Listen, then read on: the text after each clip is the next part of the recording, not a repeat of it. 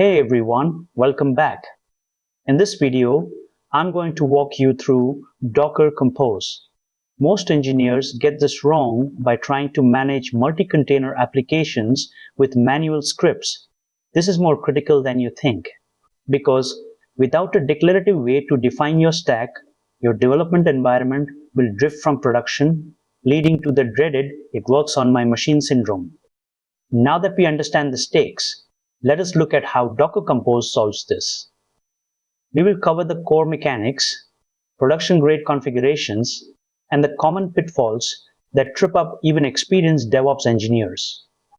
These are the topics we are going to cover in this video. Specifically, we will look at why manual container management fails, how the Compose architecture works, the setup requirements, building a real-world stack, common errors you will encounter, and finally, the decision matrix for when to use Compose versus Kubernetes. Watch the full video without skipping any content to understand it better. Before we get into the topic, a small request to you. I have already uploaded many technical videos on different technologies and tools. We share more knowledgeable content every day, so if you are interested in learning and want to improve your skills, make sure you have subscribed to our channel and joined our WhatsApp community. The join link is available in the description, or scan the QR code shown on the screen. Let us get started. So, what is the real pain point here? Imagine you have a web application that needs a database and a cache server. If you run these manually, you have to remember to create a network, attach the containers, define the volumes, and set the environment variables every single time.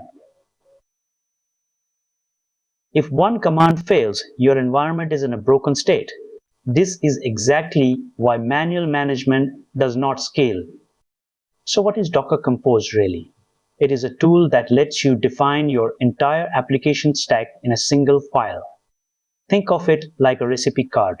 You do not want to manually tell the computer each step to build a complex meal. You want to provide a recipe that the computer follows perfectly. That is exactly what Compose does for your containers. Before we start, you need to ensure your environment is ready. First, this guide assumes you are on a modern Linux distribution like Ubuntu 22.04 or using Windows subsystem for Linux. Second, ensure you have Docker Engine version 20.10 or higher. You can verify this by running the Docker version command in your terminal. You will need sudo or administrative privileges to manage the Docker daemon. Finally, have your terminal or command prompt open and ready to accept commands. How does this work internally? You start with a YAML configuration file. Docker Compose reads this file and sends API requests to the Docker engine. The engine then creates the necessary networks, volumes, and containers. This creates an isolated stack that runs exactly the same way on every developer machine. Now let us verify your setup. Modern Docker installations include the Compose plugin by default. Run the command shown on screen to confirm it is available. If you see version information, you are ready to go. If not, you need to install the Docker Compose plugin from the official Docker repository. This is the expected output. It confirms the Compose plugin is installed and accessible. If you see this, we can move on to defining our first stack. Here is a minimal configuration. On line 2, we define our services block. This is where we declare every container we want to run. Line 3 defines a service named web. Line 4 specifies the Nginx image. Line 5 maps port 8080 on your host to port 80 inside the container. This simple file replaces several complex Docker run commands. When you run the up command with the -d flag for detached mode, Compose creates the network and starts the container. This is exactly what success looks like. Your web service is now reachable on port 8080. Now let us look at a production-grade configuration. Notice we use build to compile our own API code from a local directory. We set the restart policy to always, ensuring the service recovers from failures. We also use volumes to persist our database data. This ensures that when the database container restarts, your data is not lost. This is how senior engineers build robust, maintainable stacks. Running the ps command shows the status of your services. You can see both the API and database containers are up and running. This confirms your stack is healthy and interconnected. A common error occurs when networks clash. This happens if you have leftover networks from a previous deployment. It is frustrating, but it is easy to fix. To fix this, you must tear down the existing stack completely using the down command with the volumes flag. Then, run the up command again to recreate the network from scratch. This is a safe way to reset your environment. Think about this real-world scenario.